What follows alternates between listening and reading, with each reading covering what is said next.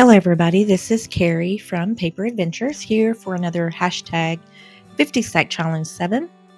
And as I always say, you can pause the video and scroll down to the description box, and it'll give you a very brief description of what this challenge is about. But I will tell you, it's the challenge is created by CraftyCat, and you can participate by, creating, following along, and of course putting hashtag 50 Stack Challenge 7 on there. And on the last challenge, I made ephemera. This challenge, I'm using it to make a junk journal, and it is going to be a very grungy junk journal. So that's kind of the way I'm doing it this time. And let me see, last time, to give you an example, 27 was hole punch and 28 was tag. So this is what I did. I know I say this a lot, but this is nothing extravagant when I compare it to CraftyCat stuff. This is just very, I don't know. Anyways, here's my tags. I joined the two tags together, and then of course there's a tag here. Hole punch, we have the hole punches all throughout, and even a large one there. And this is actually one of the pieces that I made in the last challenge. I think the prompt was map, and so this is what I used for map, and I really like this little piece here. And so that's what I did for that one. Now this one, let's see, is 29 and 30. 29 is secret pocket and 30 is tracing paper. Now I do not have any tracing paper, so I don't know what I'm going to use. I'm probably going to use I don't know, something like, I wonder if I could use, let me see, let me get out my little thing here. I'm wondering if I could just, in my mind, use, what is this, these carbon papers, you know how it writes, because I mean, in a sense it's a tracing, right? I mean, I can trace something and it will come on another page. I mean, isn't that kind of what tracing paper does? I mean, I know you're able to, I think, put an image underneath and then follow along or something like that, but maybe this, I'm just going to do it in the reverse order, maybe? I don't know. I got to think about this. Or I may just even use something like tissue paper. Because, if you put something, a tissue paper, maybe like a white one, over something, I'm able to trace on it. I don't know. I may just end up using something like my stamped tissue paper, something like that for that part of it. So, but anyways, I do thank you for joining me today, and let's go ahead and get into the video.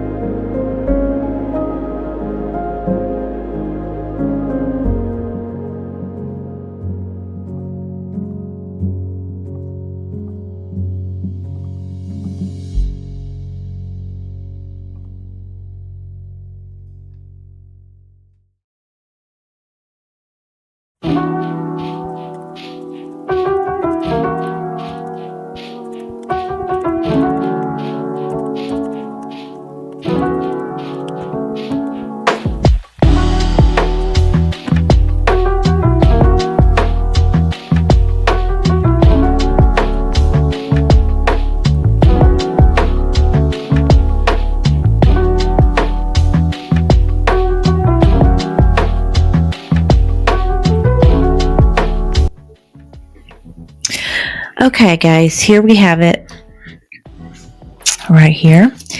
And I actually already recorded a voiceover, or not a voiceover, an ending, I should say. And then well, let me tell you what happened. This has happened 3 times in a row.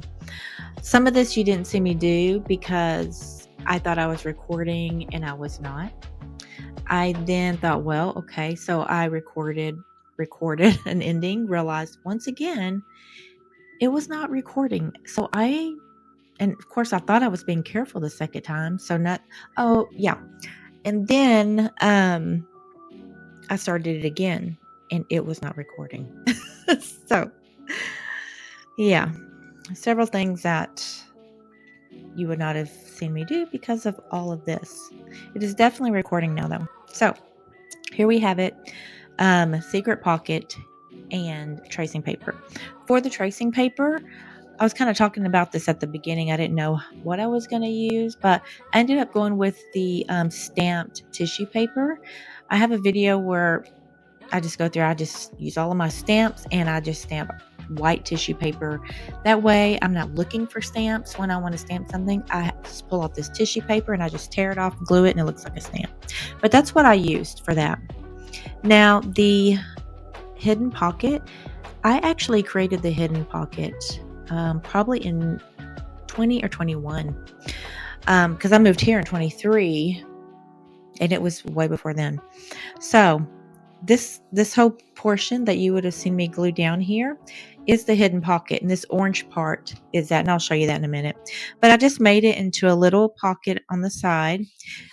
This I made in the last 50 stack challenge. I think the prompt was tree, so obviously this was another day I wasn't motivated because this is all I could do. It's this right here. This actual picture, it's digital, is from CraftyCat. So I just put it on here.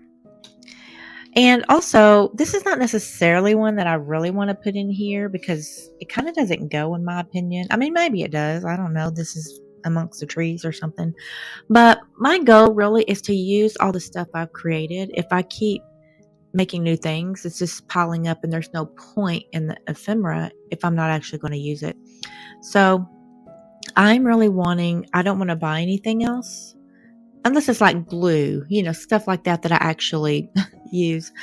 But I want to use my ephemera. I'm actually going to be getting rid of like stamps and stuff that I just don't use. I don't need a bunch of stuff. And it actually helps me in deciding what I'm going to do. I don't have to look through things trying to decide. If I only have 3 choices, well, that really helps. So, okay. Now, this right here was already in here. I created it to have this in here. The only thing I did was I added this ribbon, just stapled it on there.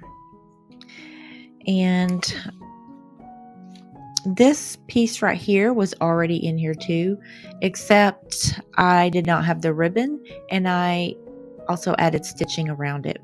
Now, once I added this ribbon, it goes the front and the back. I thought this would be a cute little tuck. So I had some fussy cuts and I just literally stapled, some in there. Here's this, and this is just a little flower I thought I'd add. That was just because I was quickly trying to add stuff in here. This is really not the ideal situation, honestly. But it is what it is. And so there's that. This I have a video where I have several videos actually where I'm making ephemera just using book pages. This one, I think I did like 5 or 6 of these, just adding stickers, adding stamp. I say stamp like that because this is one of my tissue papers already stamped. I just tore into 3 spots, put it on there, added a little label that I'd made. I also have a video where I just made tons of those. Once again, using stamps. You can go look at that. And just made a bunch of these just so I can have to garnish my books. And then, here's the secret pocket right there. It is supposed to look like there's just 2 pockets, but you know, this pocket will actually come out and it can be written on. So that's what I did for that. And then you would have seen I just added some masking tape, cheesecloth, various ribbons, because I want this journal to be very junky and just random, and I want different textures and everything on here. I think it's going to look all right once I get it put together. So we will see.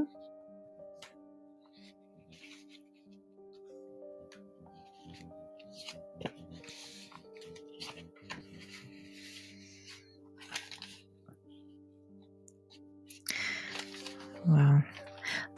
So you'll see here, I kind of explained this a few videos ago, but after I put something here and something here, I will then be able to sew all of this around, and make it the 2, strengthen it having the 2 pieces.